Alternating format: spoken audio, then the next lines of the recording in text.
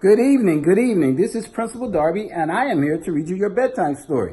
I am so excited that you decided to join me. We're going to select from one of two books.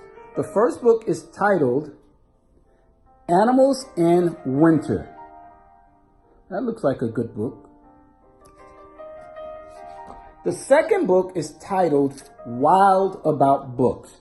So they're both about animals, but they're two different titles. Now, we have two people who are joining us today, and they're going to show you how to be really good listeners. Up here, we have Cynthia, and we have Lisa. So let's get started. Let's see which book you decided. Which book should I read? Okay. Which book? Okay. Cynthia said we're going to read Wild About Books. I think that's a good choice.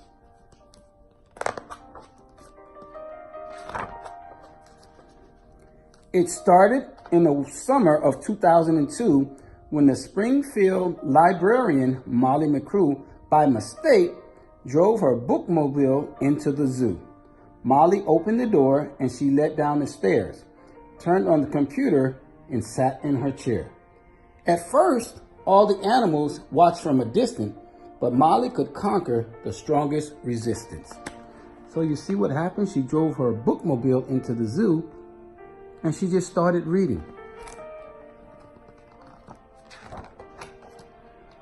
By reading aloud from the good Dr. Seuss, she quickly attracted a mink and a moose, a wombat and an ox, a lemur and a lynx, 8 elephant calves, and a family of skinks. Look closely. See, she's reading, and all the animals are interested. They're getting excited about her reading. You think animals know how to read? You think so? Let's see. In a flash, every beast in the zoo was stampeding to learn all about this new something called reading. So this is new to them. They are learning about reading.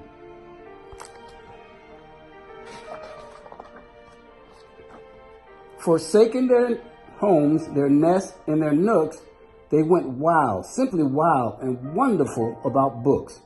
Choosing thin books and fat books and cat in the hat books and new books and true books and heaps of how-to books.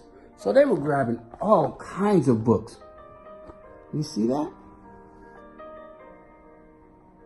The giraffe has a book. Giraffes wanted tall books and crickets craved small books, while geckos could only read stick-to-the-wall books. The pandas, right there, demanded more books in Chinese. Molly filled their request, always eager to please. She even found waterproof books for the otter, who never went swimming without their book, Harry Potter. So she tried to make everybody happy. The giraffe wanted tall books, the cricket wanted small books, the pandas wanted books that were written in Chinese. Let's see what happens. Raccoons read alone, and baboons read in bunches, and llamas read dramas while eating their lunches. So everyone is reading. Everyone is reading. Some prefer to read alone. Some prefer to read with their friends. Hyenas shared jokes with red-bellied snakes, and they howled and they hissed till their funny bones ached.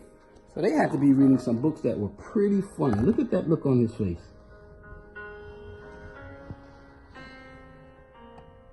Good job of listening.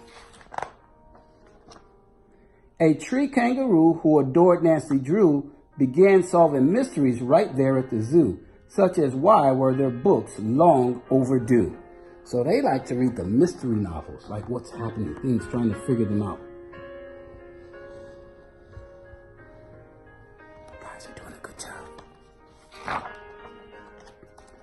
Gently Motley taught lessons in treating books right, for the boa constrictor squeezed the books too tight. Baby bunnies messed up the goodnight moon with their paws. Giant termites devoured the Wizard of Oz.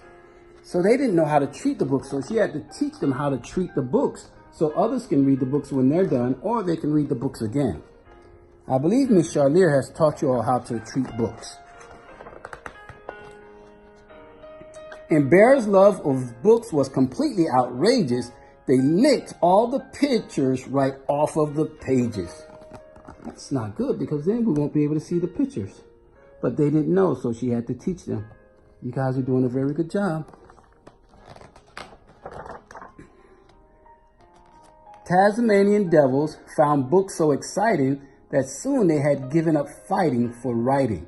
They made up adventures so thrilling and new that the others decided to be authors too. Pythons wrote with their tails, penguins wrote with their bills, and porcupines wrote with their very own quills.